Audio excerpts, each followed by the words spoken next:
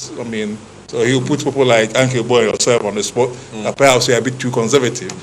Hip life is actually going there and seriously sampling from whatever, by whatever means necessary, and still maintaining an important cultural dynamic. Yeah, let me come out here.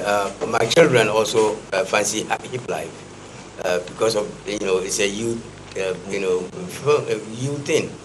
But when we were also young, we used to extract some jazz into our life.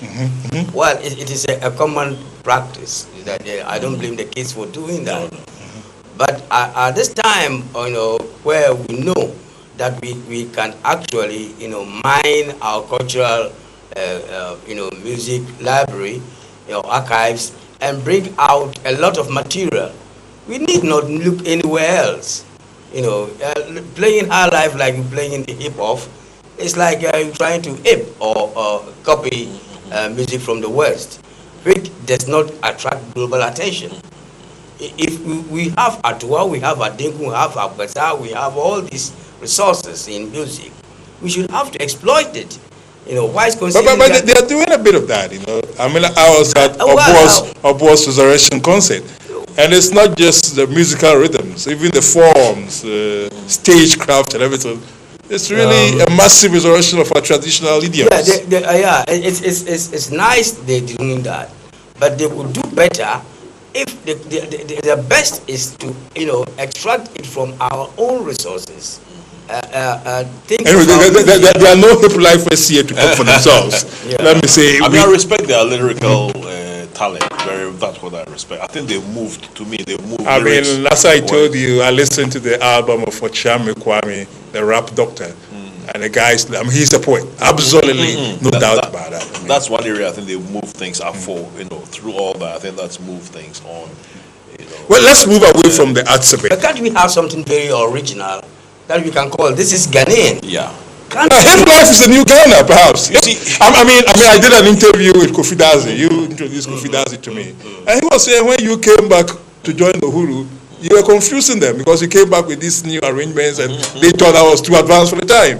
So I think it's always like that. I mean, people bring in new mixes. What I like to make is, if we're in a global world with global markets and so on and so forth, if you put a serious festival internationally, on international, you look for someone from Senegal, someone from Mali, you want someone from Ghana, they will be expecting the kind of music that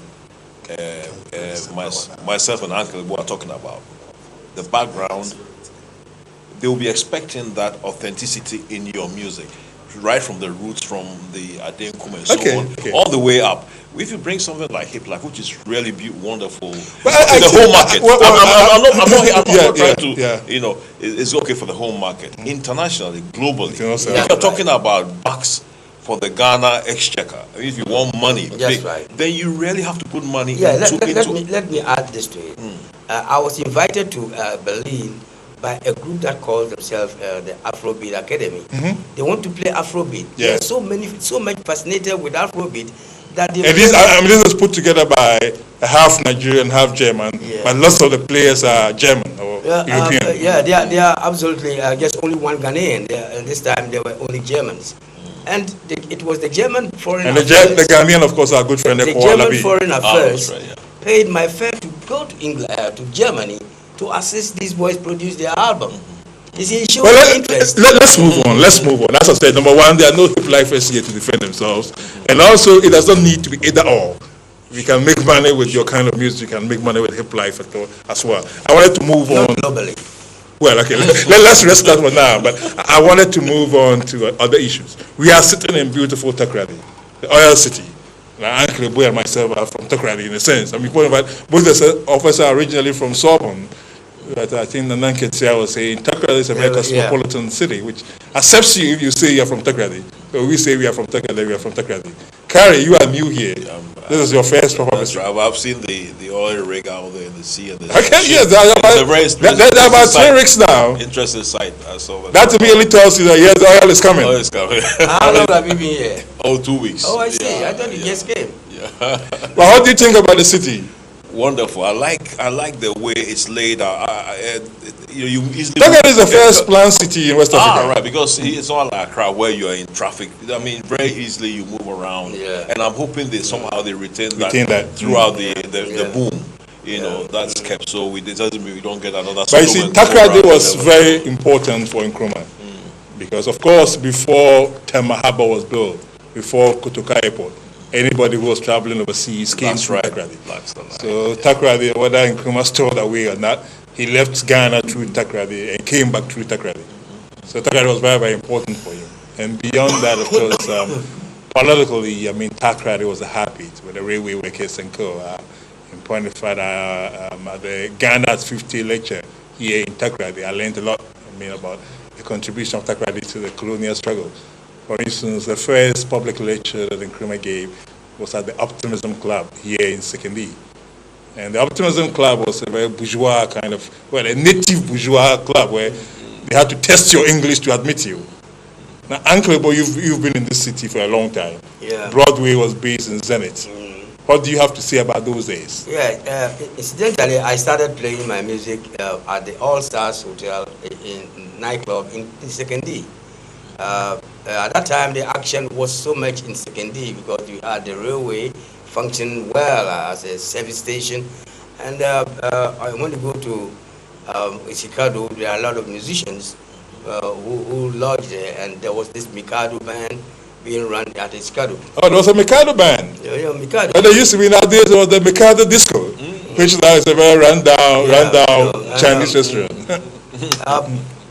We had a location, where there are a lot of workers, and they supported Kwame Nkrumah. Yes, of course. And so we can always say that the independence has started in the western region, caught up in the central region. It did, not that you can say. It did. As a matter of fact, that time Nanan Katia was there, the late uncle of the president Nanan Katia, a dynamic chief. Nanan Katia the fourth. Nanan Katia the fourth. And you can see that the development of the optimism for independence was started here, because the people were confident that they can also manage the country. But that's also Takoradi to some extent contributed to the unmaking of Nkrumah. Or if you take the routes in 1961, the famous railway strike in 1961, that was a very big part of the demise of Nkrumah, I would say. Would you agree with that? By the time you left for London, were you seeing any signs of opposition within Takoradi? Yes, it wasn't so apparent, but you could see traces of it, that some people are dissenting. But when I came back and stayed in the Broadway, I played in the Broadway as in 1965? 1965, 66, before Nkrumah was overthrown. I could see there was some lot of action in Takoradi and Sekondi.